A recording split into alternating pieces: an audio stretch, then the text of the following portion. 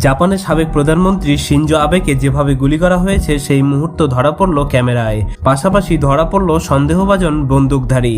শেষ পর্যন্ত জাপানের সাবেক প্রধানমন্ত্রী শিনজো আবে গুলিবিদ্ধ হয়ে চিকিৎসাধীন অবস্থায় মারা গেছেন। গুলি করে ওই যুবক পালিয়ে যাওয়ার সময় শিনজো আবের নিরাপত্তারক্ষীরা তাকে আটক করে। স্থানীয় গণমাধ্যমের খবরে বলা হয়েছে, ৬৭ বছর বয়সী জাপানের সাবেক প্রধানমন্ত্রী নারা অঞ্চলে বক্তৃতা দেওয়ার সময় একটি যুবক পেছন থেকে তার বুক বরাবর গুলি চালায়। সঙ্গে সঙ্গে তিনি মাটিতে লুটিয়ে পড়েন। গুলি করে ওই যুবক পালিয়ে যাওয়ার সময় শিনজো আবের নিরাপত্তারক্ষীরা তাকে আটক করে। স্থানীয় গণমাধ্যমের খবরে বলা হয়েছে, হামলাকারীর নাম তেতসুয়া ইয়ামাগামি।